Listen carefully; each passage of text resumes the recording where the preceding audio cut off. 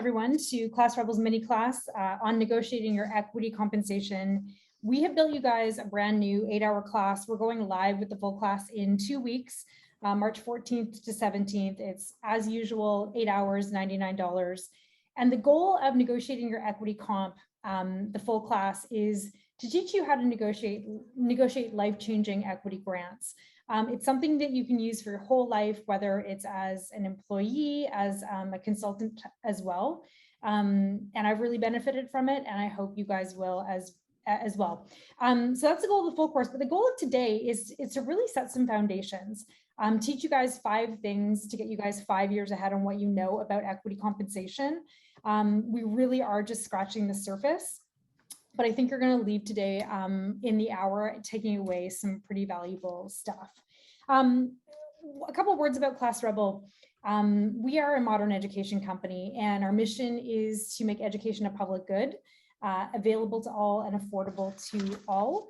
I'm Brooke Harley. I'm the CEO and founder of Class Rebel. And I'm really excited to teach you guys this course. I have been for a while, and I want to show you guys a couple of things, about what motivates us to put this course together for you guys.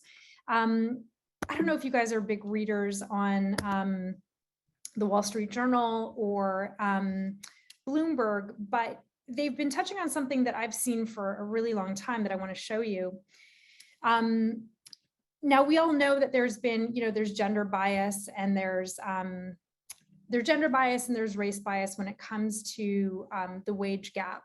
But finally, what we're seeing is that the press is picking up on and researching that, there's biases when it comes to gender and color on who's getting equity grants. And really that struck home when we saw this in the Wall Street Journal. And it's part of the reason why we created this course was because, this is nothing new. It's been going on for a long time. And while education doesn't solve bias, it certainly can imbue people with the confidence to push against it. And I'll share with you what I saw at Lululemon. I'm going to give you a bit of my background, was that really nobody in the building understood equity compensation nearly at all. There's about 1,000 people in the building at that time. I would say legitimately 5 people understood it. And I'm talking about anywhere from managers, up to the EVPs. And so what I found was, understanding this can really change your life. And so this course is designed to do just that. And we're going to scratch the surface today. What I'm going to do, and hopefully we can work out this with the sound. Let's see what happens. But what I'd like to do is I'll give you a bit of my background. And then if you've been to a Class Rebel course before, what we do is we keep it pretty interactive, pretty spicy. We know there's experience in the room. And we like to pull that out. So if there's some brave souls, 3 to 4 people, would love for you to put your digital hand up and see if we can get to you and hear a little bit about your story. Have you negotiated equity compensation before? Have you done some things and you wish you knew more at the time? Any kind of background you can share really goes a long way, not only for the instructor, it helps me, but it helps everybody that's on the line. And so it would be great to hear from you if you have some experience to share. 3 or 4 people would be great, but let me give you a bit of my background. So you can see this is me here. I started off my career as a M&A attorney. And one of the first things I did, I don't know if we have any lawyers on the phone. One of the first things I ever did was I had to draft stock option plans from scratch for private companies. And what this looks like is like 15 pages of legal paper. But, doing that, I really, in my early 20s, knew them backwards and forwards, left my love affair with the law, chased around the CFO of Lululemon for a job. And this is during the financial recession. And so the stock had tumbled in that company as it did for most consumer companies. And so on the way into that company, and this is what the Wall Street Journal covers, I negotiated for as many as I could. I was offered 10,000. I asked for 40,000. We landed at 20,000. A couple of years later, the stock price went from about $10 to $80. So it really reacted coming out of the recession, and it was life-changing for me.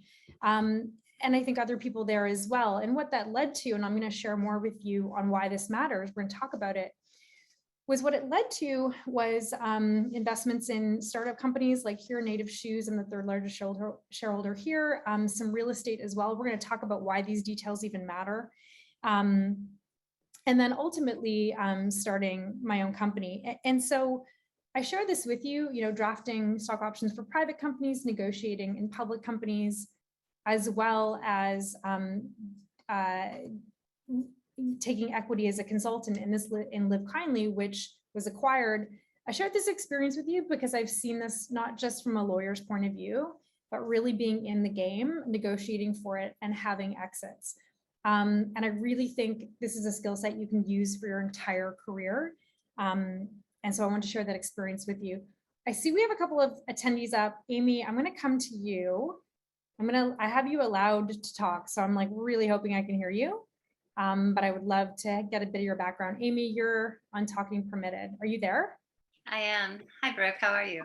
So nice to hear your voice, Amy. I know. Good to see you and to hear your voice too. Hi to everyone that's on the call. I guess my experience that I can share. Brooke and I went through the common experience of working at Lululemon, and when I worked there, while it was a really great time in my career, I did not know what I did not know. So I didn't know going in that I should be asking for options as part of my compensation. And it was a really pivotal time to be in the company, as Brooke described, because it was very early stages. And had I known more about how to ask for equity, my family and I could be, in it could be a different position right now to some degree, right? Because we could have just had more equity saved. So I have come to this education through mentors and through friends. And I recently just accepted a job at a startup called Averon, which I'm really excited about. And I did what I thought was a great job of negotiating equity going in. And the company was also fantastic about it too. But it's taken many years and lots of just kind of learning as I go to understand that. So I think what you're doing, Brooke, is really great to just give people better tools to understand early on the language, what it means, and it's part of understanding our value, right? Whether as women or minorities or men as a whole, right? We just need to know our value, and we need to know how to negotiate around it. Totally. And thanks for sharing all that, Amy. Yeah, Amy and I did work and we became friends. We were out of touch actually until recently. And we were there at the exact same time. And it's so nice to hear that you have now negotiated options in a startup. And that's actually there, we got to talk about that in the main course because there's some key differences to learn there. But thank you for sharing that experience, Amy. I so appreciate you. And I wanted to go to Karen next. She has her hand up as well. Okay, Karen, over to you. Good afternoon. Thanks for having me. Yeah, my pleasure. So my background is in insurance. As of August, I've gone out on my own.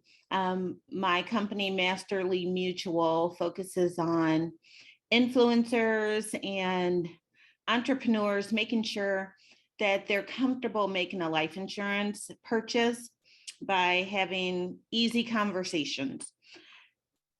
The reason I ended up going out on my own is because I worked for a company. It was a startup when I joined them a year and a half in, and they had maybe 5 million in revenue. And when I left, the revenues were at 26 million. And a lot of that was due to my coaching and training of new agents on how to sell. And they won 2 awards for fastest growth in 2020 and 2021. And I think about if I had known to get a piece of equity before I took a leadership position, what that could have done. And instead of running out of the company, I really wanted to grow with them. So I learned about this from you, Brooke, just participating in Class Rebel courses. So now I'm thinking about consulting, and I think knowing this will help me. Awesome. Thank you so much for sharing that, Karen. And by the way, for everybody listening on the phone, we've got over 100 people here. We've done private interviews to create the full course. And the story that Amy and Karen have told you so far, which is like, I created value for this company, or I was there at the right time, but I didn't You know, I didn't negotiate equity because I really didn't know about it. That is most people's story. And I'm telling you, not just, you know, manager or director level, this goes up to EVP, you know, based on what I've seen. So there's no time to start like right now. And literally it's never too late.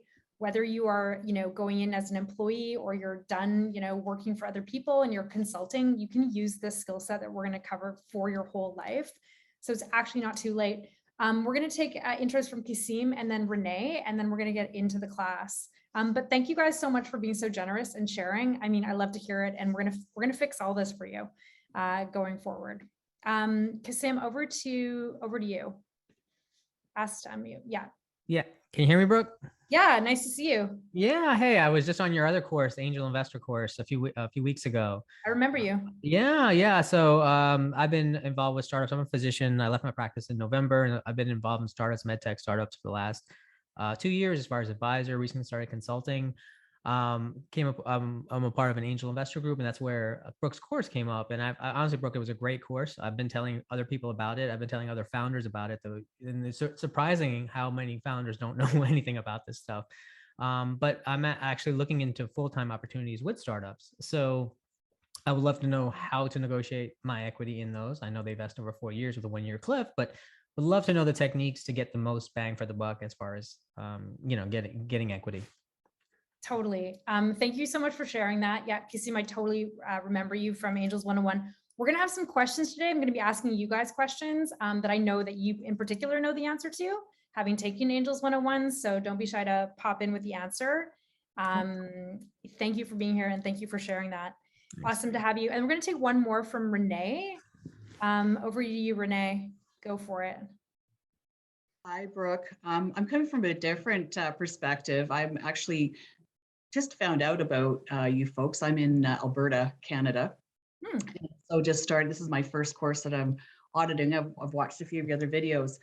I was really interested in what you were doing today. We do a lot of supporting of women entrepreneurs. And one of the areas that, while we can know that we have this information that we can ask for equity and we can ask for more, we actually have to be able to stand in our own power, right? So it's, and I, as my journey, I'm in my 60s now, I run a technology incubator and I coach women entrepreneurs of being able to say, I do have that value, right? So we can get people to ask for those stock options. Are they asking for enough? And are they actually acknowledging their own value? And that's just my take. Awesome. And thanks for sharing that. And I mean, my philosophy is this on this, you know, and we're going to get technical today. Unless you know the mechanics of the equity plans, like the employee stock option plan, or we're going to learn what's called a restricted unit plan. Unless you know the mechanics of those plans, it's very difficult to negotiate anything, right? Because you don't even have the words in your mouth. What do you know? You wouldn't even know what to say. You know, and so I'm so excited for this course today and the full course, because, you know, the next time you're up for negotiation, you're going to know where to focus and you're going to know what to say. And so thanks so much for sharing that. Let's get into the course now. And what I'll do is I'll get you guys to put your digital hands down for now, if you can do that. And then I'm going to start asking all of you questions, and do feel free, you know, to type it in the chat. I'm going to check the chat, and then as well, and just put your digital hand up if you want to share out loud. I love when people want to use their voice. It's really helpful. So we'll go from there. So let's start with this. I'm going to go over to our slides here. My question to you guys is, what is equity comp? Negotiating your equity comp. What is equity compensation in the first place? What would you guys say that is? And you guys can put I'm just going to see if there's anyone. How would you guys describe equity compensation? Anyone want to give that a go, either in the chat or put your digital hand up? What do we have in the chat here? Okay, yeah, Sean, you got it. It's a reward. Yeah, it's a type of compensation for sure. And so let's make it easy here. Essentially, equity compensation is a stock reward. Sometimes we use the word stock, sometimes we use the word shares. And when you're going in as an employee, it's usually given alongside salary. Okay, maybe a bonus as well. So it's part of your compensation, but it's not your full compensation. So it's really an award of stock or shares. But we're going to get more. We're going to get more specific about that. Yeah, a portion of ownership. You know, when you own stock or shares, you own shares in the company. You're an owner. Okay, perfect. And so before I show you what's on the next slide, what can you guys tell me why? You know, what the three types of equity compensation are? There's three main types. Does anyone know what they're called? Like legally, what do we call them? What would you be looking for? Three types of equity compensation you would be looking for in your offers. Anyone know? And you can put your hand up or put it in the chat.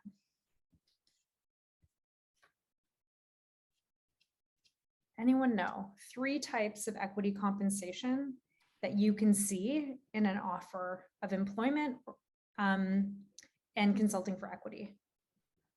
Anyone know? Okay, I'll check the chat. Okay, yeah, so Julio has it. Yeah, so we're seeing stock. So this one is it right here. So perfect.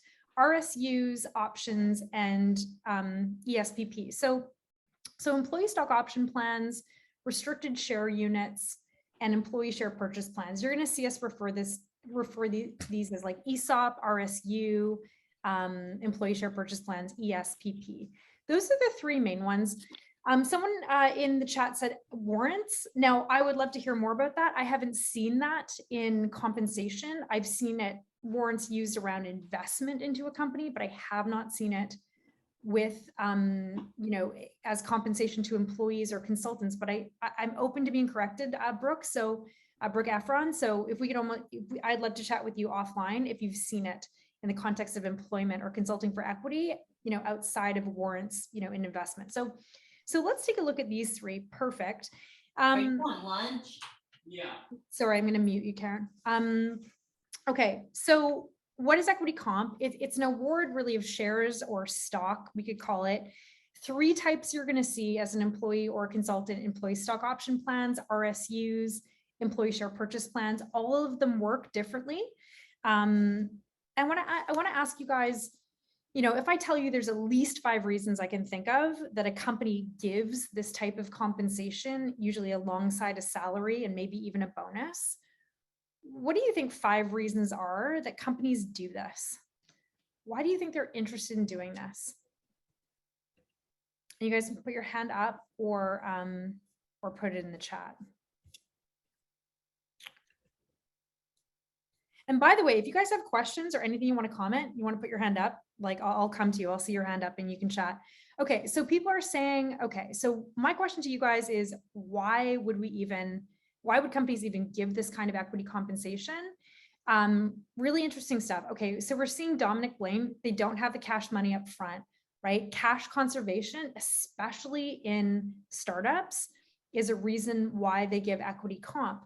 You know, if I want to hire, you know, our chief technical officer, but I know that I don't have the cash in the bank as a class rebel startup to pay him what he's worth in the market, I'll have to pay him a lower salary, but I'm going to try and attract him by giving him a certain, you know, percentage in the company. So definitely they, you know, especially startups, they offer equity comp because they're trying to conserve cash. So we're seeing something: loyalty, keeping talent. So retention for sure. I definitely saw the executives giving certain designers in Lululemon more equity comp over time than others because they were trying to retain the top designers who were responsible for designing our top selling products. So for retention, I've seen it for sure. Motivation, right? Okay, let's take a look. So at least let me look. I want to see all the reasons because maybe we're not thinking about all of them. Yeah, recruitment, all of that. Okay, so let's take a look.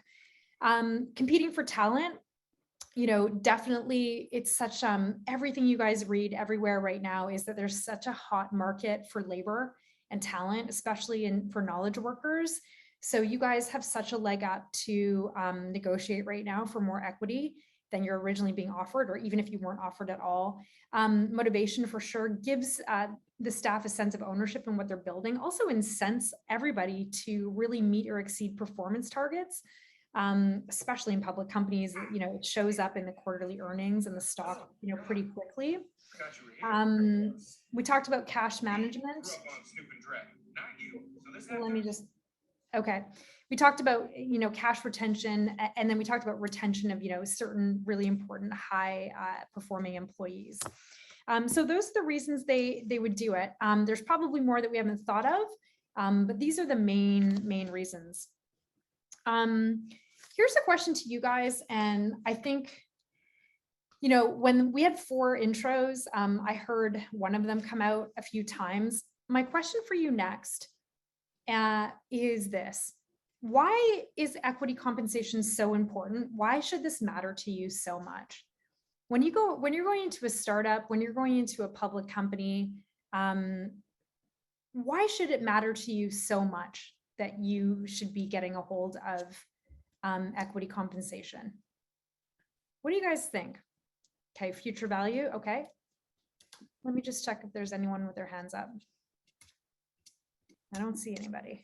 Okay, so look at the chat. Okay, Jana's got it. Okay, number 1, you guys, life-changing compensation.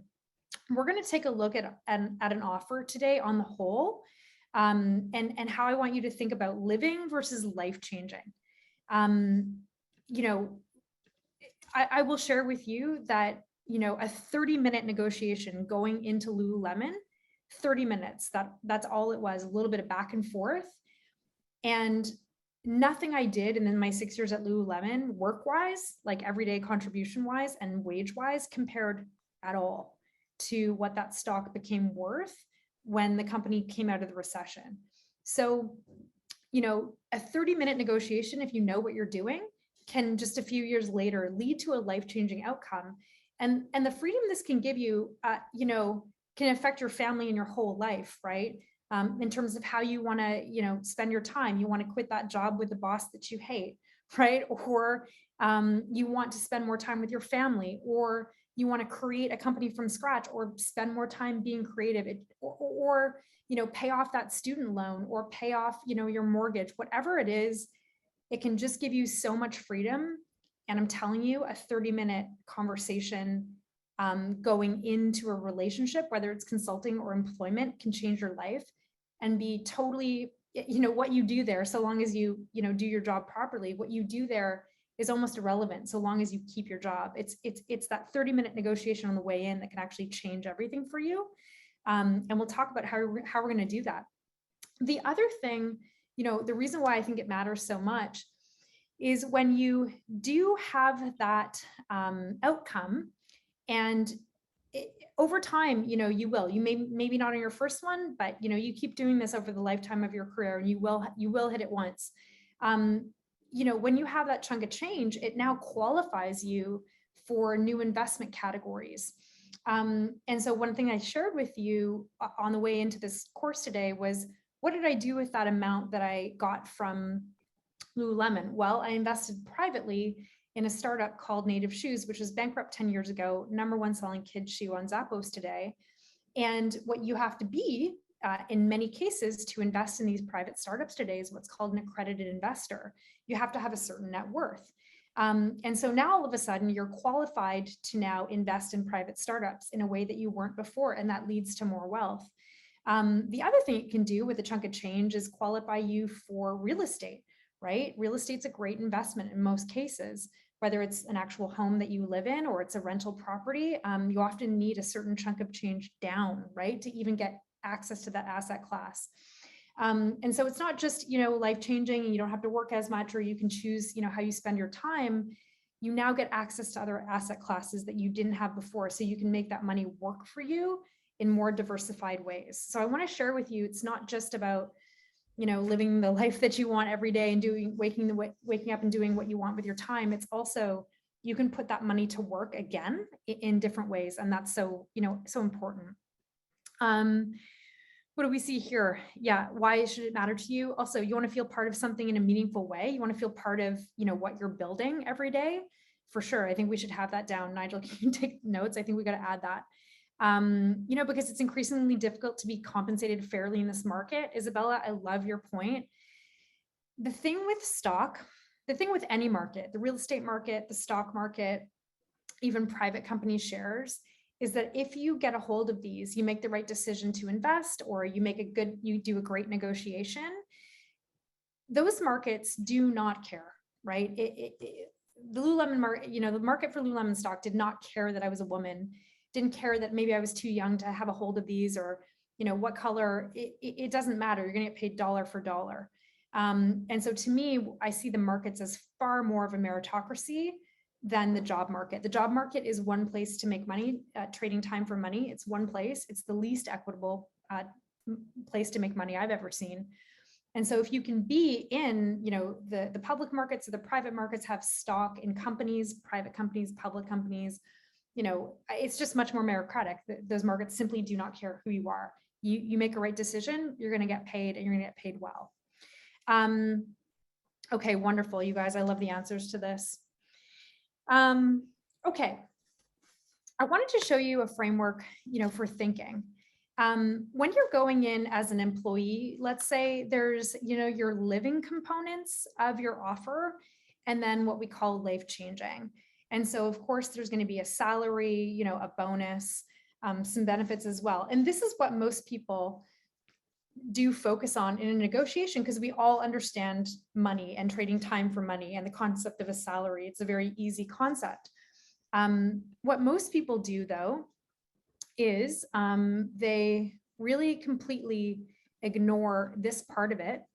And I think one of the big reasons they ignore it is they don't know how to negotiate it at all. They don't have the proper terminology or how it works, or they don't feel entitled to it.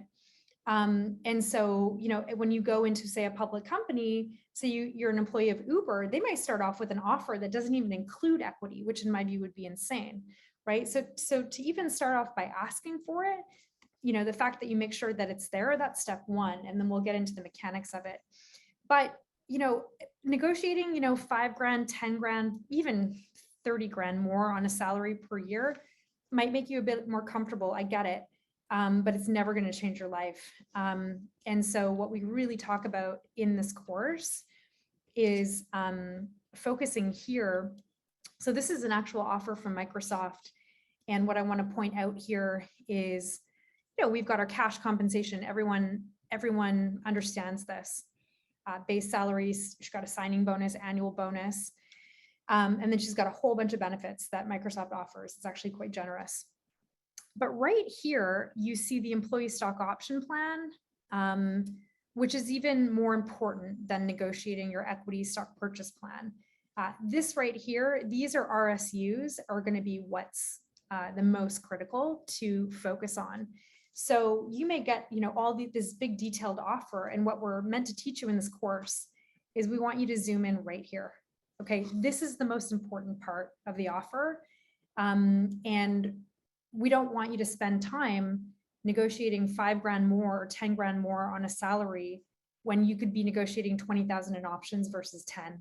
This is the part right here in this real offer that's gonna make a difference for you.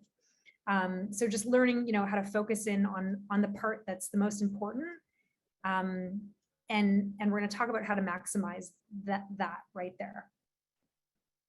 I'm going to stop there. Just check the chat, or any questions or any hands up from anybody.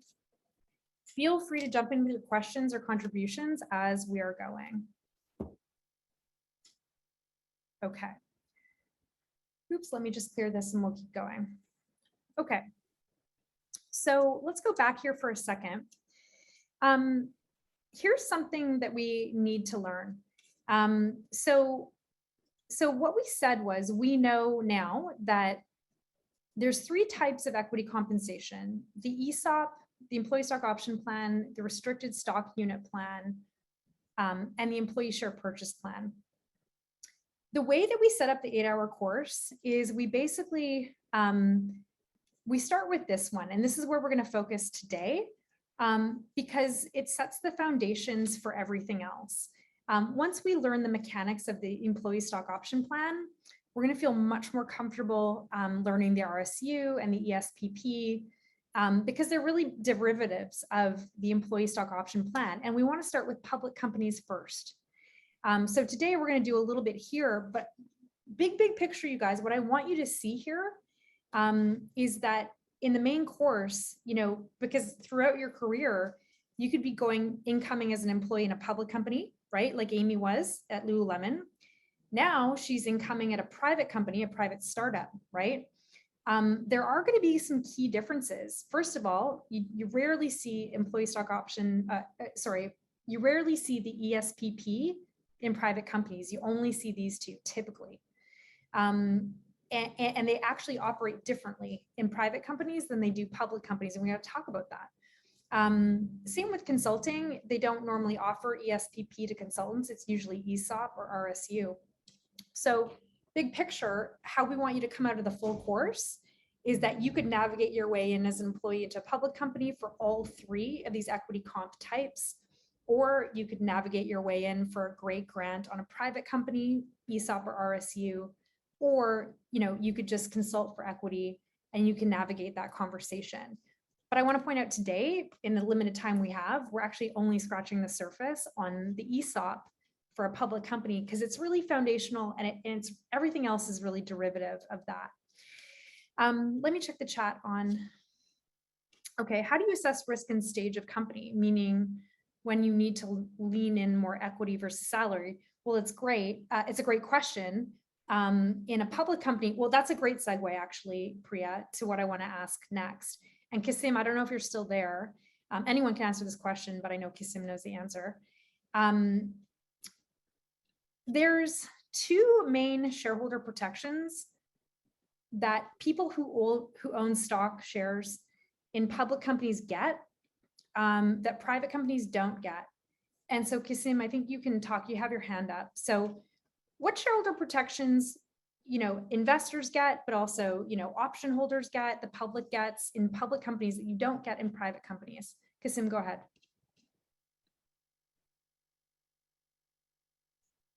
There, asked to unmute, my bad. Go Sorry, ahead. can you hear me? Yeah, I can hear you now. Yeah, so I would say it's liquidity, the ability to sell your equity quickly. And the other is the transparency of the financials, which is available in public companies, not private. Nailed it, right? Perfect. So essentially, we'll learn ESOP, RSU, and ESPP for public companies to start in the main course. But then we have to learn them again for private companies and RSU. And the good news is that they're mostly the same, but where the real differences are in the two, whether it's you're an employee in a public company or private company, or consulting to a public company or private company, the differences really lie in the two shareholder protections that Kasim just mentioned. In a private company, you're not going to be able to get up and press a button on the NASDAQ stock exchange and sell your shares. You're not liquid, right? So there's a whole bunch of implications for that lack of liquidity in a private startup. You also don't have any information by right as to what is going on in that company, and that's going to influence your decision potentially when you leave a company as to whether you want to exercise. And so this is why, we, in the time we have, we can only talk about the ESOP today for a public company because it's foundational, but there are those two shareholder protections really drive how you start to behave when you have stock options or RSUs in private companies. So that's what we'll cover in the full course, but let's get into a little bit more of the nitty-gritty here today. The ESOP in a public company. So that's the foundations we want to start with. Okay, so I'm just going to clear this. Do we have anybody here who has got stock options in a public company and could explain some of these terms to me? I'm going to pull in the room. I'd love to hear who knows, what these terms mean. But do we have anyone with a story of, you came into a company, you got stock options? Do you remember the strike price? What does that mean? Hands up, or anyone? Oh, I'm checking the chat. Dominic, I have no idea what any of these terms means. Perfect. You're perfect for this course. We got you. Oh, I can see a hand up. Or do we have a hand up? Okay, Christian. Yeah, okay. So over to you. Hi, Brooks. Frederick. Christian is my first name. Oh, okay, Frederick. Yeah, hi. Hi, nice to meet you. I'm just trying to see what's on there. So I was actually employed at Microsoft and at Google, and I had stock options at both companies. So the question from you was what this means, right? Yeah. Yeah, if there's, and let's break it down. And if you don't know the answer, anyone can answer and jump in. So first of all, I'd love to hear you take a crack at this. If you got 10,000 stock options in Google, what does that exactly mean, do you think? So basically, I have the option to convert that into shares at a certain price at the time of vesting. So let's say I have a cliff of 1 year, and I think I had a 4-year period of the vesting period was 4 years, and I had a cliff of 12 months. So after 12 months, I was allocated 25% of the stock options. Let's assume I had 100 stock options across for 4 years, so 25 I got after 1 year. And at the time, after 12 months, I was able to convert them for a price X into proper shares. Obviously had to check whether the price was higher or lower of the share price, because that can also fluctuate, right? And so and that was that. And in addition, I had also proper shares also attached to a vesting period of, let's say, 4 years. And after 12 months, I had basically then factually proper shares in my account. Okay. What you're describing, secondly, sounds like an RSU. Okay, so I want to correct. Put the RSUs over here. So my question to Frederick was, 10,000 stock options. What does that even mean? And I've written it out for you here. 10,000 stock options means options to purchase common shares in the company.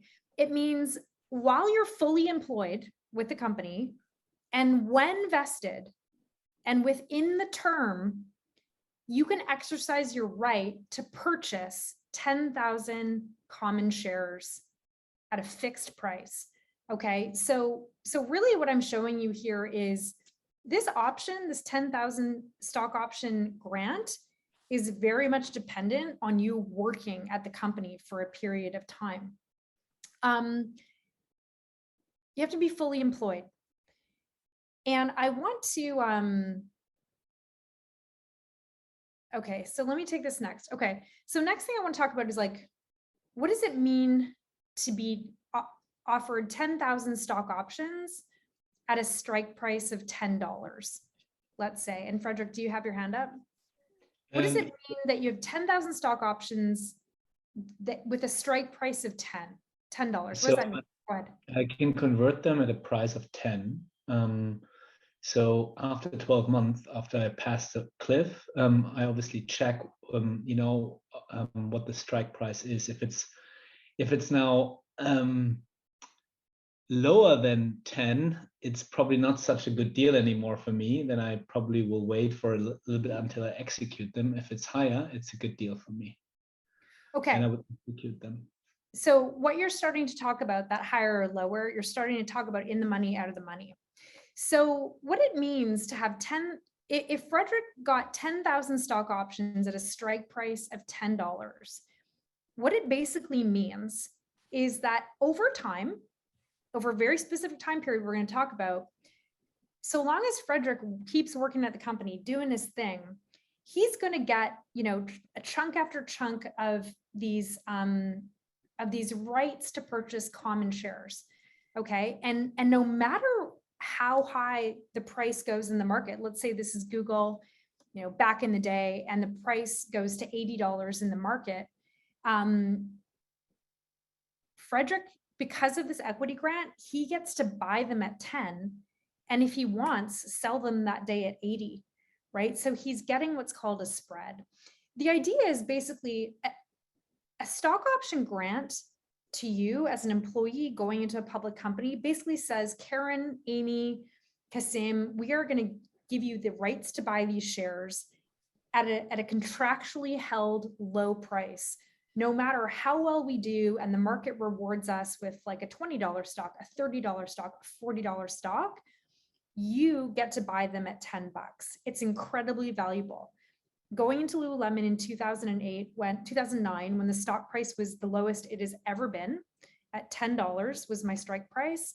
3 years later, it was trading in the market at $80. So it was 800% higher than what I was granted at. So I could buy stock at 10 and I could that day sell at 80, right? So it gave a big spread. And so we're going to look at that mathematically in the class. Okay, so as long as you're employed there, you have, you're getting these 10,000 stock options. It means you can buy at a low price and then hopefully the price has gone up in the market. I do see some hands, so I want to stop and grab those hands. Or do we have 2 hands up? Let's see. Oops, hold on. Let me clear the. Do we have a couple hands up here? No. Oh, Dominique, go ahead. I'm gonna turn your mic on. Hey, Go ahead. thanks. Hi. I have a question and maybe I'm going way out of bounds with this and that's fine. Every time I hear this, I'm like, okay, I understand how this is good for me. I don't understand how Lululemon did that for you. Like, are they paying the difference? Where did those stocks come from? Like, because they need to come, like, presumably you're buying them from someone. Like, that's the part that I always stumble on. Great. Okay, it's a really great question. And I actually think, Nigel, can you catch this for updating the course materials? I think another key term we need to talk about is what's called an option pool. So what public companies do and what private companies do as well is they have common shares issued from what's called treasury. And there's like a pool of stock that's basically ring fenced.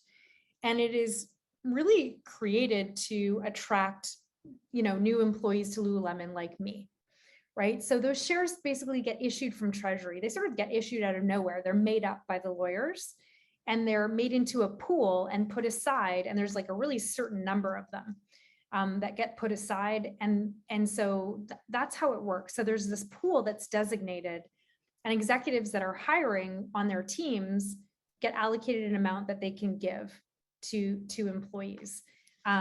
So let's say John Curry was hiring his team. He was the CFO of Lululemon. Let's say for his team, he was given 100,000 stock options to like divvy up among his hires that year. And he offered 10 to me. I negotiated for 20 at the end of the day. So I took stock options out of like a set pool put aside to attract talent. Is that helpful? Definitely. Thank you. Okay, perfect. I can see some questions in the chat, but I'm gonna come at them last. We're just gonna keep going here. So, okay, let's make this a Lululemon example. So I was offered 10,000 stock options. My strike price was $10. Let's say, but did they give me 10,000 stock options at $10 like on my first day of working at Lululemon, or did I have to stick around for a bit to earn them? The answer is you see a really typical vesting schedule of 4 years. We're seeing 3 years now. Sometimes we see 5 years, but a 4-year vesting schedule is really, really common. So when you're going in as an employee of a public company, and we're going to find out this is true of a private company too, is like you have to show up and do your job every day and do it well and not get fired for these stock options to vest. And it typically is, just time-based. It's not even performance-based. It's just, you just have to show up and do your job. And, your $10,000 stock options, you'll get access to them over time. So, so that's the idea of vesting. And I wanted to, did I see a hand up? Christian, did you want to go ahead? Or Frederick, did you want to go ahead? I'm asking Frederick to unmute. No, I'm good at the moment. Thank you. Oh, you're good. Okay, yeah. I saw that digital hand up. I was like, if someone's Okay. talking to me, I can't I wait. think it didn't go down yet. So, Okay. Okay. So it's like you don't get this all on the first day. You actually have to be there and do your job decently. And over time they will vest. What is a 1-year cliff? What does that mean? If I was granted 10,000 stock options at Lululemon, my strike price was 10. I could buy them in the market $10 no matter what price they elevated to. I had to be there for 4 years for them to vest, to get access to them. But there was a 1-year cliff put on me. What do you think that meant? Okay, so yeah, Sergey is saying your wait period to get your first batch. Basically, it's saying I had to work at Lululemon for 1 full year without anything vesting at all. Why do you guys think that employers put a 1-year vest there or a 1-year cliff? Like, what is that meant to do? Does anyone know? It's retention, yeah, incentive. Okay, I'm looking for something a little bit different. 1-year cliff. So I have to stay there for a year. I don't get to exercise anything, at least for 1 year. Frederick, I'm going to come to you and unmute you. Oops. Where'd you go? Okay. Frederick, go ahead. Oops. For some reason, my hand stays up all the time, so I Oh, you didn't put your hand up. Okay, weird. But it doesn't matter. I think I can chip in with a thought. So Okay. what I've learned in the past is, I think it came also through the chat. On the one side, it's retention. You also want to, as an employer, you want to avoid that people, it's to avoid job hopping, but also reward those who do really well, right? So, I think that's sort of what I learned. Okay. The way that I see it, retention, I buy all that. The reason why I think the 1-year cliff is there is what it's basically saying to a new hire is it's basically saying, you have to stay in this job for a year. It has to have been the right, job choice for you, employee, but it has to have been the right person for us too, as an employer. So if we made a hiring mistake on you and you can't do what you said you're going to do, and really we overestimated your ability for this very important role that we needed, it basically, it means the employer can fire you within the first year and you don't get to exercise anything of that grant. And it really saves the employers from every once in a while, they're going to make decisions, they're going to overestimate an employee's ability to execute technically or to lead a team, or they're just not the right fit. And so for you guys, you have to know that typically a 1-year cliff is really, really common. It might be 6 months, but you're not going to get anything no matter how hard you work, for the first year. Typically nothing's going to vest. You can't exercise a thing until you prove, that you really are the right person for the role. And you show that you want to be there for, longer than a year. So the 1-year cliff, I really see it as more of an employer kind of protection, that you don't have an employee walking away with equity when they really didn't, do anything. They didn't accomplish anything. They were there less than a year. Okay. Let's go to the term of 7 years. What does that mean? And sometimes it's 10 years, by the way. I've actually been seeing more 10-year terms than 7-year, but it can be in between 7 and 10. Anybody know what it means, like to have a term on your stock options? Maybe after that time, you just can't buy anymore. Well, essentially, the term means, you have to exercise within, 7 to 10 years, whatever it says, in the stock option plan. It's like, okay, great, Brooke, you can be at Lululemon for, 10 years and have all these valuable stock options, but you don't get to hold on to them for 20 years. Like at Lululemon, there's literally people that have been there for 15, 20 years at this point. It's basically saying you have to exercise them within, they'll take 4 years to vest, but you have to exercise them within 7 years. You have to exercise them within 10 years, let's say. And I think there was a recent, thing with Tesla where Elon Musk, he was being forced to exercise his options because they were hitting the 10-year mark. And so, you don't get to like ride them out forever. You have to exercise them eventually. So that is the idea of a term. Is you don't get to work at the company forever and let them grow in value. They have to be exercised usually between a 7 and 10-year point, depending on the terms of the stock option plan. Okay, I see a raised hand with Min. Let's just see here 1 second. Okay, let's take some questions. Okay, so actually, Kasim, I'll go to you. Is your hand up? Yeah. Yeah, I can hear you now. Yeah. Can you hear me now or no? Yeah. Yeah, I Oh. can hear you now. So real quick, when that time to execute, whenever you do pull the trigger and buy that stock, that's a taxable event, right? You have to pay gains on that, right? From an IRS perspective, right? I believe when you sell the stock, you do need to pay tax. However, I just want to say, in this mini course and full course, we do not touch tax Okay. because people are taking this course from all over the world, and tax is different on, especially on stock options, whether you're in Australia, the US, Canada. So we don't touch tax, but typically I would agree with you. The minute you're like, money is being wired to your bank account, that's taxable income for sure. Okay, cool. Okay, I want to, we have about 8 minutes left, and I want to roll a couple more things through. So we talked about these 5. Let me explain or ask you guys, a couple more questions, and then we'll take questions for the last, 3-4 minutes. Why would I point out termination for cause or termination not for cause? Does anybody know why that matters? Let me just see. I know you guys are trying to raise your hands and then I can't find them, is what's happening. 1 second. Let me see if I can find your hands. Give me a quick second here. Sorry guys, I don't see hands up. Okay. So maybe put it in the chat. So what does it matter? Why have I raised, termination for cause or not for cause? Okay. So Lisa Schneider here is saying, if you're terminated for cause, you lose your options altogether. She's right. There's no way that employers are going to catch you, say, stealing from the company and let you make off with hundreds of thousands of in the money stock options.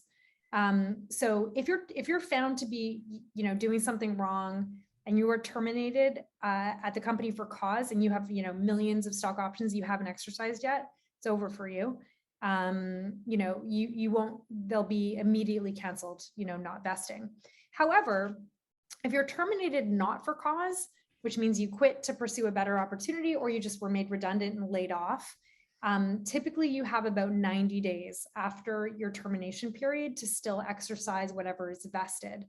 But whatever, is unvested, that vesting stops right there.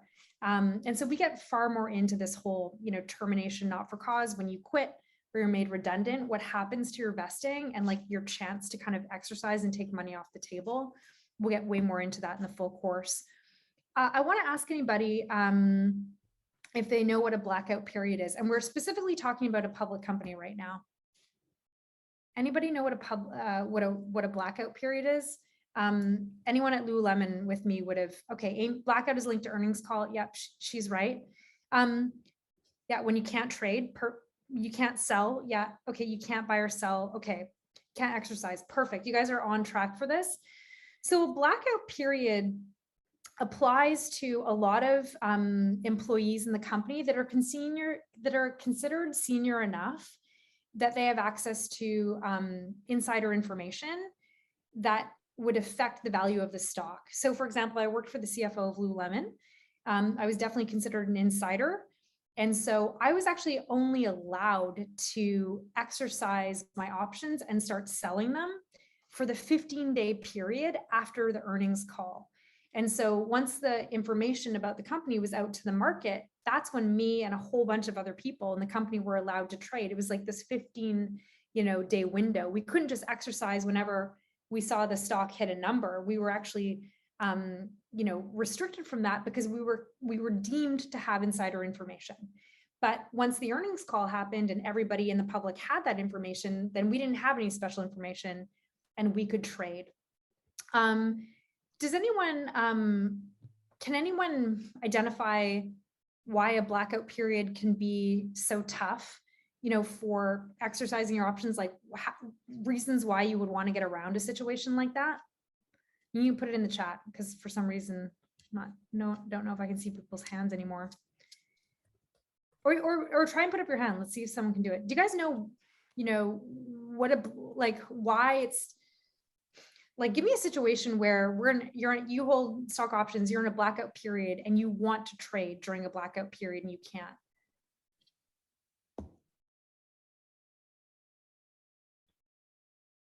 if there's an event and the stock moves. Brooke Efron, perfectly said.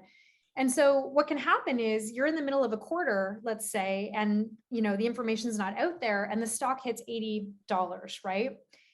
I wanted to exercise. That happened at Lululemon. I wanted to exercise and I couldn't because I have inside information and I'm in a blackout period. So in the main course, we're going to learn about asking your employer about what's called a 10b5-1 plan, where you can actually preset a sale price and not get stuck in the blackout period. And so you can sell at the high if you want to. It's a very little known trick that almost nobody knows about. But if you know and you ask, you can get the benefit of that. A couple minutes left. I'm going to quickly show you the model that we built for you guys, and we're going to be taking a look at, over and over and over in the main class. Let me just move to here. So our Chief Education Officer, Nigel Goodwin, who's here, built this for you guys. And honestly, it's amazing. And I don't want to overwhelm you with all of it just yet. So we'll go through it high level, but in the main course, we're going to over and over and over with this. Essentially what this does, you can see here on the left, is it allows you to enter, the number of stock options that you get granted, the strike price, what your vesting period is. What does that mean over here for, when you're vesting and what day, your cliff, right? When do you start vesting? Okay. When you're cliff, you're not vesting anything for a year. And the beauty of this model, what it does is it'll show you, depending on how high the stock price goes and depending on when you leave, how much money you're going to make off that stock option grant. And I think really importantly, what money you're leaving on the table. So in this particular situation, and we're going to manipulate this in the main course a million ways so that you really understand vesting, how much money you can make, what you're walking away from. Because trust me, people were walking away from stock options at Lululemon all the time. We had to call them to tell them they had, $400,000 on the table. They just need to press a button and get it. And so in this situation, you stay for a couple of years, you get 10,000, you got 10,000 stock options, you were granted at $10, it goes all the way up to say 55. And you stay for 3 years and 8 months, you're almost at that 4-year vesting. Well, great, you're walking away with just over $400,000. But if you just stay for 8 more weeks, guys, hang in there, you're going to pocket nearly another 40,000, especially if the stock price keeps going up. And so I'm really excited to take you guys through the full model in class, where we're going to look at a lot of like vesting scenarios, pricing scenarios, all this, and you can use it for pretty much any grant that you get. The last thing I want to talk about, and then we'll take some questions, is we'll talk more about this in class, the concept of in the money, out of the money. The last thing I want to cover too is negotiating and making a counter offer, because I think so many people are uncomfortable with a counter offer. Here's a couple of things we go way deeper to in class, but gauging your relationship, who are you dealing with? Are you dealing with a recruiter, or are you dealing with the person who wants to hire you? How do you lead with love? How do you always say, you're my number one choice, but introduce competition? This is number 3 is the most effective lever you have. Easy wins, crafting third offers, practicing this pitch. We have lots to go through in the main course. I know we're at time, guys, so I'm going to stop there and take any questions that you guys have. One big question I'm seeing is the recording accessible later? Absolutely. We're going to circulate it to all you guys, so you're going to get that. No problem. And then I wanted to check the chat for any questions, or put your hand up if you guys wanted to chat and ask questions as well. Oh, Stephanie Smith raised hand. I don't know why, my friend, that Stephanie, I can't, oh wait, maybe I can get to you. Brooke Efron, okay. Okay, over to you, Brooke. Hi, I had a question. Yeah. If you, and this is equity, salary, or compensation rate. If you're working with a company, I'm a consultant, and I charge them X rate, and then I do another job for them and I want my rate to go up, but they hired me because they know what my rate was. At what point can you like renegotiate the rate, or do you ask, and if they say no, we budgeted it for this project X, so we can't afford you at Y, or how's that? How do you? Yeah, so it sounds like you're starting to talk about, consulting, right? And what I hear in that is a fabulous opportunity, right? If you have a track record with a startup already, and you've done, contracts trading time for money, and you basically want to up your rate, that is a great time to say, hey, rates are going up across the board, but in our situation, because of a relationship, we can do, a regular, cash compensation for this amount, but we can make up the rest in equity. And in the main course, we are going to do a whole session on, how to break down your contract value, and then how to kind of make part of it payable in cash, part of it payable in equity. So we're going to get into that in the main course. But what I hear in that, if you want to raise your rates, and you already have a track record with them and they already like you, that is a great time to raise your rates by taking part cash and then part equity. But we can get more into that in the main course. Kasim, I'm going to go to you. 1 second. Okay, Kasim, go ahead. Oops. Asked to unmute. Kasim, go ahead. Can you hear me?